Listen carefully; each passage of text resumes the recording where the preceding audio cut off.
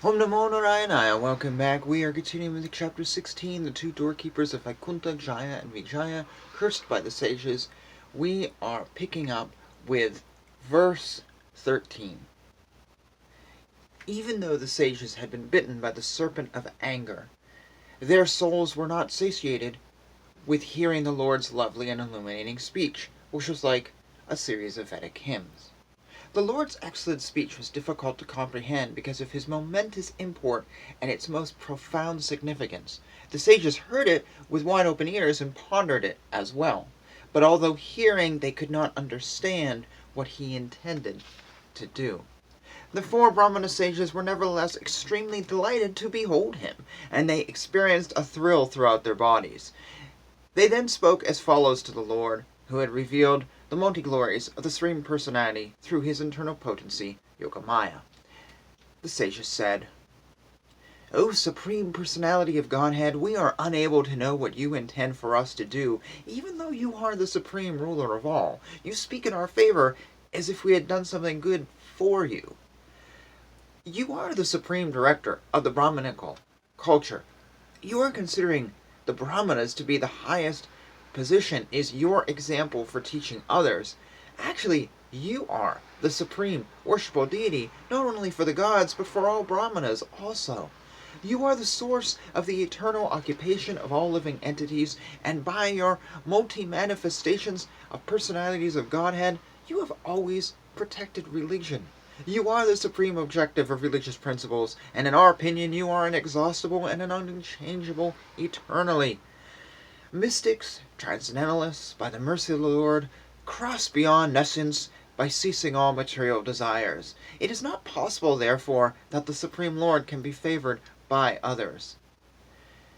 The goddess of fortune, Lakshmi, the dust of whose feet is worn on the head by others, waits upon you as appointed, for she is anxious to secure a place in the abode of the king of beeves, who hovers on the fresh wreath of tulasi leaves offered at your feet by some blessed devotee. Lord, you are exceedingly attached to the activities of your pure devotees, yet you are never attached to the goddess of fortune, who constantly engages in your transcendental loving service. How can you be purified, therefore, by the dust of the path traversed by the Brahmanas? And how can you be glorified or made fortunate by the marks of Srivatsa on your chest? Lord, you are the personification of all religion.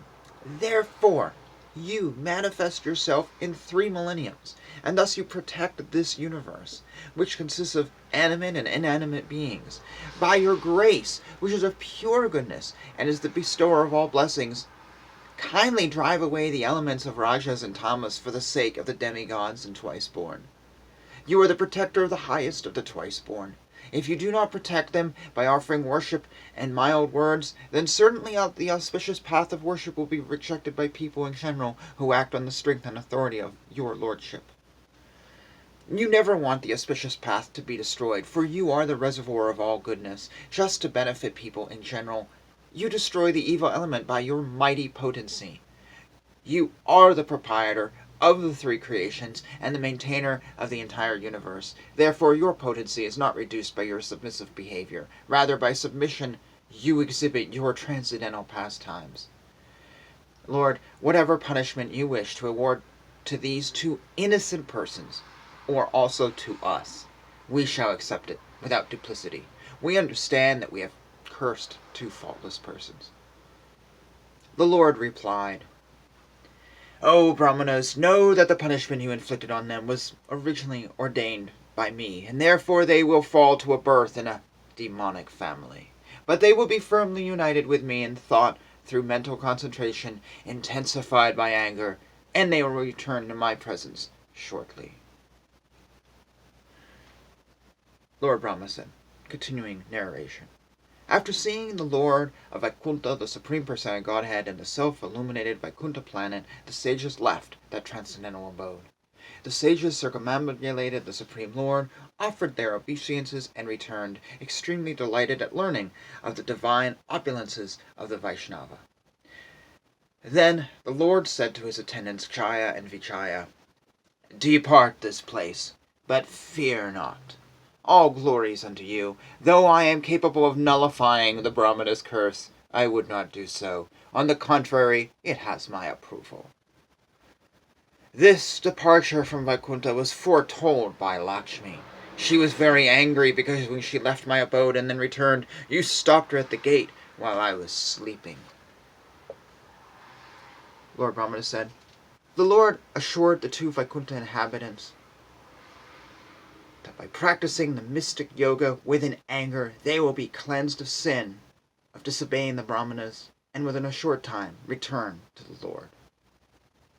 After thus speaking all this at the door of Vaikuntha, the Lord returned to his abode, where there are many celestial airplanes and all surpassing wealth and splendor.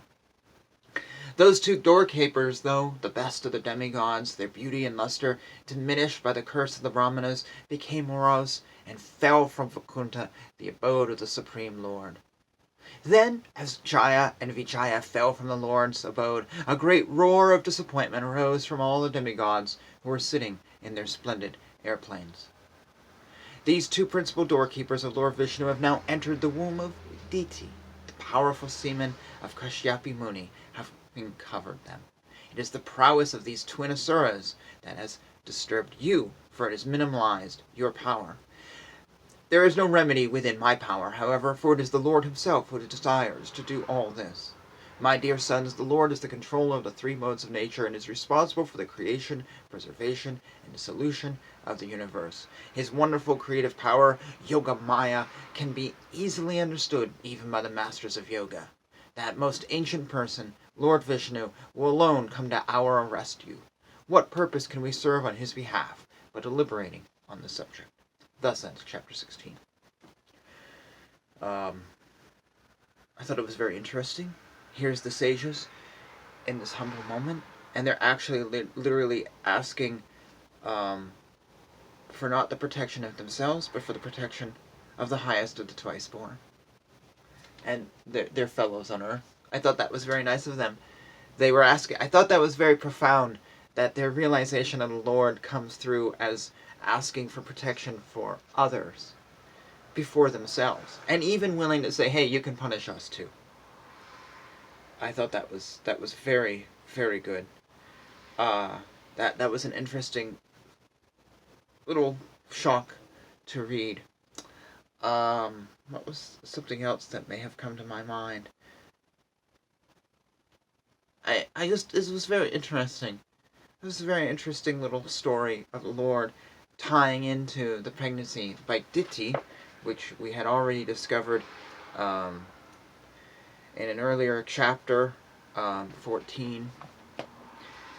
So, if you have any thoughts, if you have any comments, I'd be interested in hearing them. And please, down below, anything at all. Oh, there was one thing here. There's two things, actually. I knew there was something else. Bees. They say at one point he is the king of the bees. Here it is, verse 20. There's a lot of bees mentioned. I noticed, I think it was in this chapter and the last one, bees are in heaven a lot. Now, of course, now when I think of bees, and I'm making this video in 2022, though it won't go live till next year, we're in a state where you're often hearing about save the bees are dying, whatever. And so, of course, my thought goes to our environmental concerns.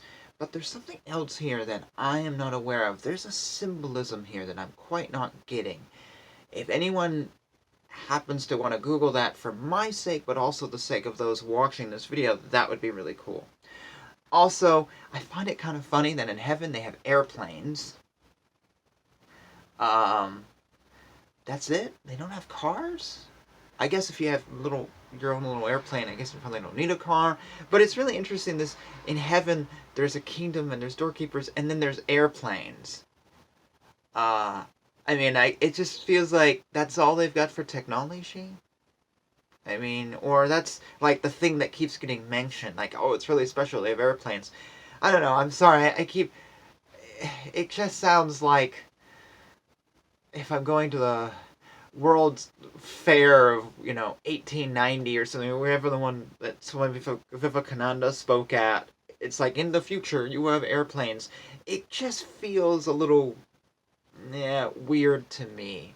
That it's just an interpretation thing that feels it feels more human than it does godly. If you understand what I'm saying, it's sort of like heaven is being painted as H.G. Wells or Jules Verne would paint the future. It doesn't really feel like, oh, the future is, it's like, it's kind of like what I don't know. It just feels very wobbly. And I've read a lot of Jules Verne. I've read H.G. Wells. I've read these old science fiction books. I really like them. And if you read science fiction before 1966, or about that time when we were walking on the moon, it's very, not 1966, but basically if you read early stuff before we discovered that you can't walk on the moon, you can do anything. And there was a lot of predictions, and this just kind of feels like that. It's just funny. It's not coming across right. It could be a translation thing. The word airplane, I think, is a questionable translation anyways. And there was one other questionable translation here. Verse 19, it says, mystics and transcendentalists. The word mystic in this year means something totally different than what I think is meant here. Mystic, well, I think of Christian mysticism. I studied a lot of Christian mysticism in school, and I think that's what I think of, like St. Francis of Assisi, St. John of the Cross. That's what I think when I think mysticism. I don't know if that's what's meant here. Maybe, probably. Then the word transcendentalist in English, that's a word that I struggle with too, because when I think transcendentalist, I think Emerson, Thoreau, that whole scene, the book Walden Woods, or whatever. It's the only one I can think of right now, because I've been in Mount Katahdin, where, what was it, Thoreau went. I've stood and looked at it, and I've been where he stood, and I think those are the transcendentalists for me. It's something in every American, well, when I went to school, we studied in high school. We all enjoyed it. It was like, this is so cool. And then they would say, next month we're reading Moby Dick. And life just crashed into a bowl of misery. It's a hard book. And I had a hard teacher. But that's what I think of when I think transcendentalists. And yes, I understand Emerson had read the Bhagavad Gita, though he didn't really understand it, but I don't think that's what's meant here. I think transcendentalist is supposed to mean something different, but in our vocabulary, I don't get the definition. We don't really use the word that much. Anyways, my kitty is whispering to me something. But your thoughts, your comments, I often bring up translation issues here. I think it's a very important thing.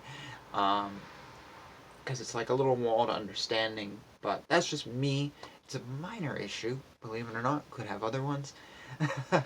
But anything you have to say, please chime in, and we will pick up chapter 17 in the next video. So thanks for hanging with me. Hare Krishna, Hare Krishna, Krishna Krishna, Hare Hare, Hare Rama, Hare Rama, Rama Rama, Hare Hare.